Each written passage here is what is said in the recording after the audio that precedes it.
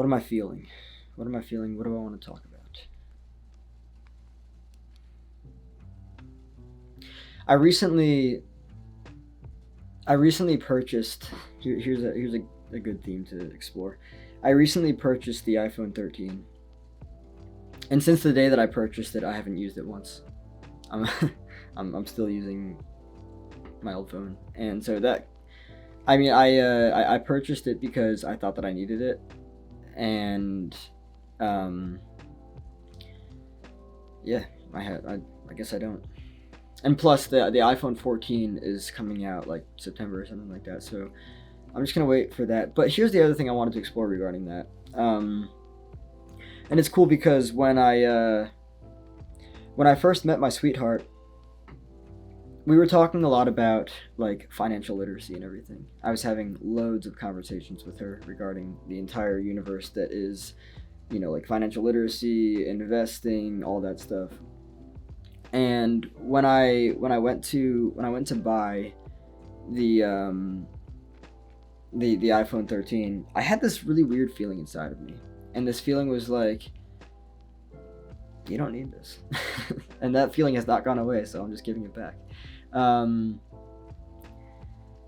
I'm at a point in my life where I'm more consciously aware of myself and my intentions than I ever have been before, and I don't want to just be used by old ways. You know, it's very important to kind of just like see that aspect of life, see that element and stuff, and that kind of goes into this whole idea of like being on autopilot and everything. And I have no interest in living life in any similar way to the past 10, 15 years of my life, even more than that. And so like I thought about it and I was like, okay, so this is the extra amount of money that I'm going to be spending on this phone. I could take that and I could put it into dividend investing, right? And like that's real. Like that's a seriously valued argument right there. That's a very seriously valid. Slow down, Chris. That's a very seriously valid argument. And because of where I am, here's what I'm looking at. So the phone itself. I got huge into investing, and I was always very curious about it for years.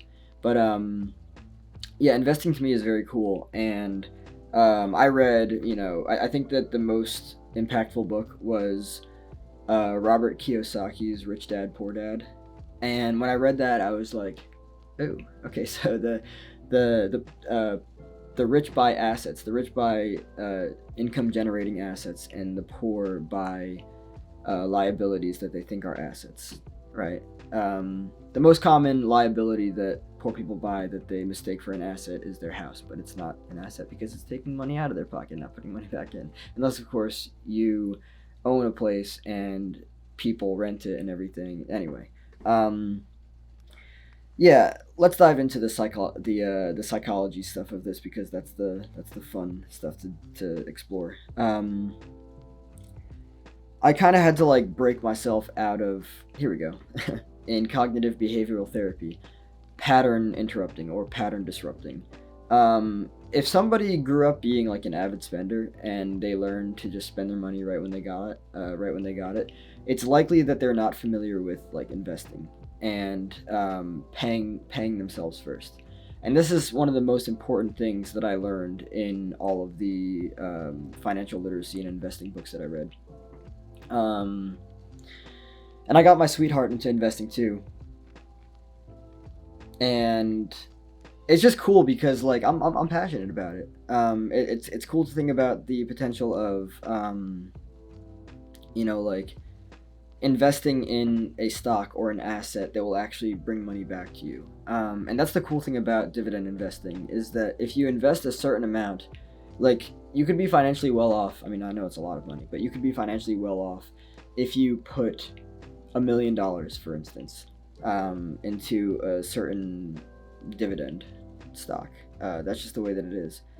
And then like each year you'd be making, I don't know, a couple $100,000 in dividends. Like that's fucking cool. And so getting back to the psychology stuff, I'm pretty sure I may have said this in I'm pretty sure I may have said this. That doesn't work. I'm pretty sure I said this in yesterday's video. Um, what was it that I said? Oh yeah. Uh, I don't want to be comfortable anymore because there's no growth there. There's no growth there, and so what I'm trying to do is like, okay, like, are you used to getting the newest thing? All right, do you need it? All right, if you don't, put that money into something that will bring you money back, because you've been spending money on things that you don't need your entire life and that don't bring money back to you, and then therefore you end up broke, right? And so for those that don't know, job stands for just over broke, right? You're working paycheck to paycheck. If you learn to not spend money on things you don't need, and then put that money into, investments and everything, assets, income generating assets. I know that this video is a little different from what I usually talk about. But in regards to psychology, in regards to trauma, in regards to all this stuff, I have massive fucking money blockages. So I'm trying to heal that stuff, and I'm trying to talk myself through it, and I'm trying to be like, yeah, this is a really great path to take. I'm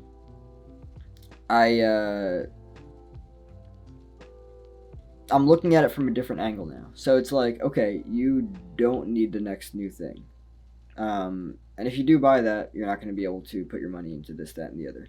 And I think it's important to kind of like explore that and actually live it.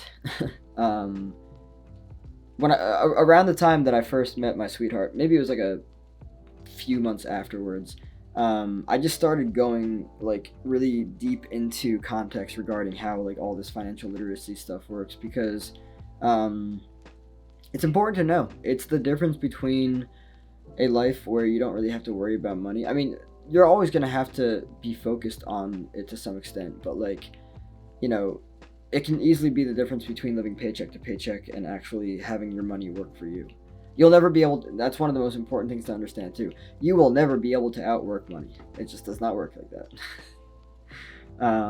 You are going to get older someday. You're going to not be here someday, but you will never be able to outwork money. Money will always be able to outwork you. Period.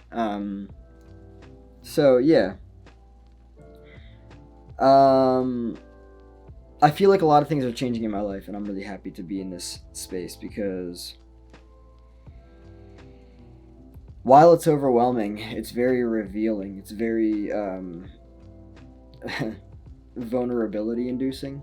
I'm seeing myself in a light that I've never seen myself before, and that's really fucking cool. I have never seen my potential more clearly. I now realize that I am actually, I thought this before, but I didn't know how like accurate it was. But I'm realizing now that I am actually capable of doing or creating whatever the fuck it is that I want to, and that's fucking cool. I put a lot of fucking work in to get here. I worked my fucking face off to get here, and I'm happy to be here. So I'm going to continue to pattern interrupt, and it doesn't matter what it is. By the way, pattern interruption comes down to not only like working with your thoughts and your beliefs and everything, but physiological change. So like, if you're, and I talked about this yesterday in the video as well, if you're just like, in a bad mood or something like that, just fucking snapping yourself to like that kind of, like, yeah, it's weird and everything, but like that kind of stuff, just changing your physiological state can pattern disrupt. And that in and of itself can change the course of how you approach many different aspects of your life, usually habitual things.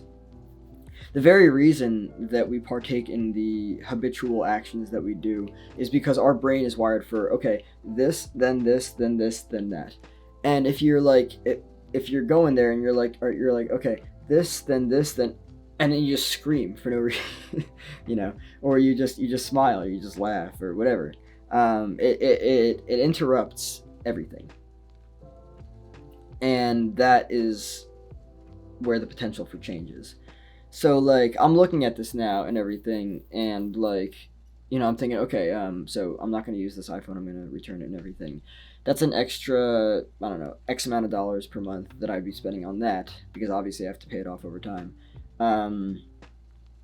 By the way, it was fucking bullshit. There was supposed to be like a deal on it where it was like $800 off, and then it just didn't apply. It was like, it's fucking stupid. That's unfair.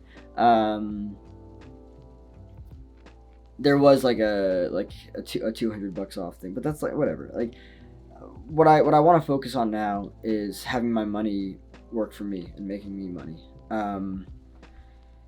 Which is also why, like, and here's some interesting kind of like insight. In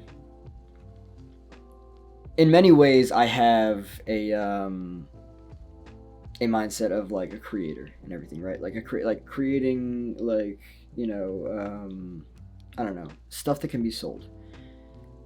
But in other words, or I should say, but otherwise, I also have a mindset of comfort. A lot of people are very comfortable, and by the way, I am not at all talking down on anyone. Whatever people want to do, I don't care. They live their own lives, and that's fine. But I recognize that there's a lot of comfort inside of working for a paycheck, right? Working a 9 to 5 and everything. There is certainty that you will have an income, right? If you're creating your own thing and you're just working for yourself, you might not have any idea where the fuck the next, paycheck or whatever, is coming in. You might not know when or where it's coming from. You might not know when it's coming in or where it's coming from. And this is why, but there in terms of like the 9 to 5 and everything, working for a paycheck and stuff, there's so much like kind of like, okay, this is very automatic, so I'm just used to making this much money, so I'm just going to start buying this, that, and the other. That's what you want to avoid, because then you're just going to be buying shit, and that shit is not making you money. And then therefore you'll end up continue working paycheck to paycheck, and that's one of the biggest issues for a lot of people. I didn't really know that this video was going to be about money, but yeah, anyway. Yeah. Pattern interrupting. That's what change is all about. You have to interrupt the fuck out of yourself, which then, of course, goes into, comfort and breaking the fuck out of comfort. And again, comfort kills happiness. It's just that simple. You can always be better than you are now. No matter how good you are, you can always be better.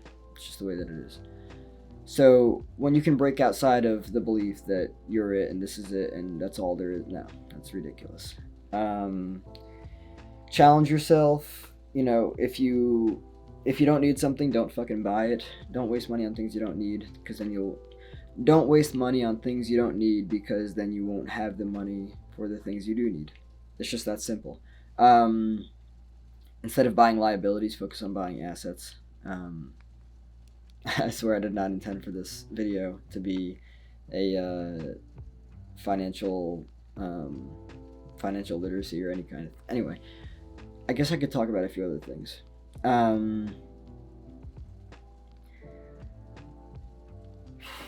Well, yeah, what do I want to talk about, though? I feel like my life is changing in a very, very, very profound way. More than it's ever changed in my life. And I'm just very excited to be here, because I see a lot on the horizon. I see nothing but growth. I see nothing but healing. I see nothing but potential. I see nothing but opportunity. I see nothing but creation. And I'm really excited to see all that stuff, because it's very reassuring that I'm on a good path here. Because I planted seeds 10 years ago that led me to be here where I am now. Even a thought that I was thinking 10 years ago led me to this moment right now. It's crazy to think about that. So actually, here's a really great thing to talk about. I think that we don't take... it's important not to take our minds so seriously, but when it comes to thoughts, like your thought, your thought, your mind, your thoughts, your mind, your word is creating your world, right? That's not my quote. I saw that in the title of a YouTube video, and I was just like, oh wow, that's very interesting. But it's true. your mind is 100% always eavesdropping on your self-talk, whether it's out loud or internally. So you're doing yourself a disservice if there's anything other than positive positive thoughts there. Just the way that it is. Um, but yeah, I'm very excited to see how my life is going to continue to unfold before my eyes or in front of my eyes. Um, I recognize now that I am in full control of what manifests. So kind of like seeing that clearly for what it is very important. Very, very important. Yeah, I am 100% in full I am 100% in full control of what manifests in my life. Um, yeah, and it's very important to be there. So I'm excited to be here. Um, I feel like I'm going to continue making these conscious decisions of, oh, I actually didn't need that thing. All right, well, either I'm not going to buy it, or if I did buy it, I'm going to return it. And that's just it. So yeah, um, we'll see. We'll see what happens. I mean, life is getting more and more interesting as each day goes by. It's a mixture between, excuse me. It's a mixture between many things. It's a mixture between growth. It's a mixture between healing. It's a mixture between, evolution and all that stuff. Insight. A lot of really cool stuff. And I'm just really, really fucking excited to be here.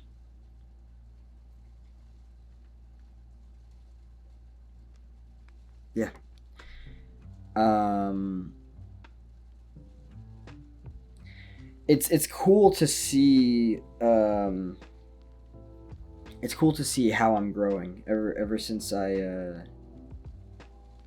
met my sweetheart. Um, Back in February of last year. My healing, my growth, my evolution, all that stuff. It's just fucking catapulted in every great direction, and I'm very excited to be here. I feel fantastic.